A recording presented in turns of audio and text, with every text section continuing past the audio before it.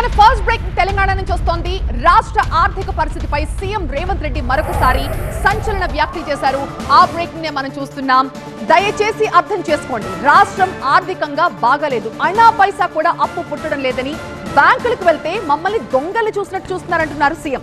గత పాలకుల కారణంగానే రాష్ట్రం ఇలా దివాళా తీసిందంటున్నారు సీఎం రేవంత్. ఈ గండం నుంచి బయటపడటానికి సాయశక్తులా ప్రయత్నిస్తున్నాం, ఉద్యోగులు ప్రజలు కూడా మాకు సహకరించాలంటూ విజ్ఞప్తి చేశారు రేవంత్ రెడ్డి. రాష్ట్రం ఆర్థికంగా బాగలేదు, అప్పు పుడతలేదు, అనా పైసా ఎవడు ఇస్తలేడు, ఎవరినైనా కలవడానికి పోతే బ్యాంకర్లు దొంగలను చూసినట్టు చూస్తున్నారు తెలంగాణ రాష్ట్ర ప్రతినిధులను. ఎవడు ఢిల్లీకి పోతే అపాయింట్మెంట్ కూడా ఇస్తలేడు, వీడు వస్తే చెప్పులు కూడా ఎత్తుకుపోతాడేమో అన్నట్టుగా ఆ పరిస్థితి ఉంది దేశం ముందల. అప్పు పుడితే నేను కూడా ఏదో ఒకటి చేసి తెచ్చిచ్చేటోను, అప్పు పుట్టట్లేదు, ఎవడు బజార్లో నమ్మడం లేదు. స్వీయ నియంత్రణనే దీనికి పరిష్కారము. ఉన్నంతలో గౌరవంగా సంసారాన్ని నడిపితే బజార్లో ఎవడైనా నమ్ముతాడు. ఏది ఏమైనా అక్కడ సూర్యుడు ఇక్కడ మొలిచిన మొదటి తారీఖు నాడు మన ఉద్యోగస్తులకు జీతాలు ఇవ్వాలని ఈ 16 నెలలు మీకు జీతాలు ఇచ్చిన మీరే కదా ప్రత్యక్ష సాక్షి. మనం సమరం చేయడానికి ఇక్కడ లేం. ప్రజల మీద యుద్ధం చేసిన వాళ్ళు ఎవరు బాగుపడ్డోళ్ళు లేరు. ప్రజలు ఊరుకుంటారా? ప్రజల మీద యుద్ధం చేస్తే ఎవరి మీద యుద్ధం చేస్తారు? రాజకీయ నాయకులు రాజకీయ పార్టీల చేతుల్లో పావులుగా మారకండి అని చెప్పి నేను ప్రభుత్వ ఉద్యోగ సంఘాల నాయకులకు విజ్ఞప్తి చేస్తున్నా. కొన్ని రాజకీయ పార్టీలకు ఆ నాయకులకు ఉంటుంది, మీరు వాళ్ళ ఉచ్చులో పడి వాళ్ళ చేతుల పావులుగా మారి వాళ్ళ చేతిలో చురకత్తులుగా మారి ప్రజల గుండెల్లో కూర్చాలనే ప్రయత్నం చేస్తే అది గాయమవుతుంది తప్ప దానివల్ల ఏం లాభం లేదు. నన్ను కోసినా కూడా 18,500 కోట్ల రూపాయల కంటే ఎక్కువ ఆదాయం లేదు.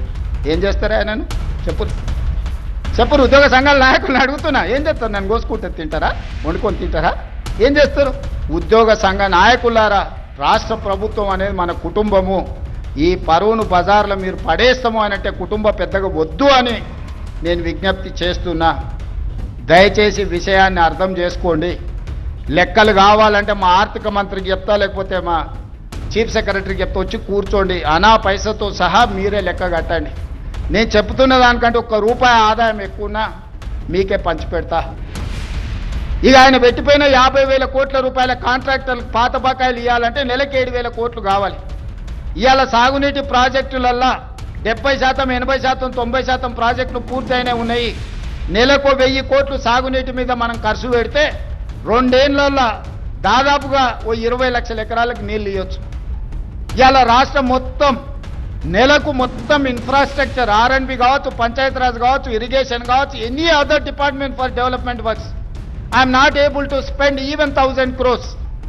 ప్రతి నెల రాష్ట్రంలో జరుగుతున్న కాంట్రాక్టులు పనులకు బిల్లులు చెల్లించాలంటే 1000 కోట్లు కూడా దొరకడం లేదు. ఇవాళ చిన్న చిన్న గ్రామాలకు రోడ్లు వేయాలంటే అనా పైస లేదు. పాత రోడ్ల మీద డాంబర్ వేద్దామంటే కూడా రూపాయి లేదు. రాష్ట్రం మొత్తం ఆర్థికంగా దెబ్బతిని ఉన్నాము. ఒక కుటుంబం విచ్ఛిన్నమైపోయి చిన్నాభిన్నమైపోయి ఆర్థికంగా పూర్తిగా దివాలా తీస్తే ఎట్లుంటుందో తెలంగాణ రాష్ట్ర ప్రభుత్వం యొక్క ఆర్థిక వ్యవస్థ అట్లనే ఉంది.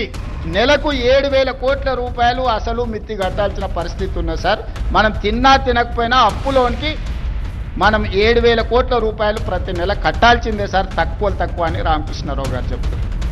తెలంగాణ రాష్ట్రం వచ్చిన రోజు 500 నుంచి 600 కోట్ల రూపాయల ఉన్న అప్పు ఈరోజు రేవంత్ రెడ్డి ముఖ్యమంత్రిగా పదవి చేపట్టిన 16 నెలల్లో 1,52,000 కోట్ల రూపాయలు మొదటి 16 నెలల్లో కట్టినామంటే యావరేజ్గా 9,000 నుంచి 10,000 కోట్ల రూపాయలు ప్రతి నెల అసలు మిత్తి నేను కట్టిన.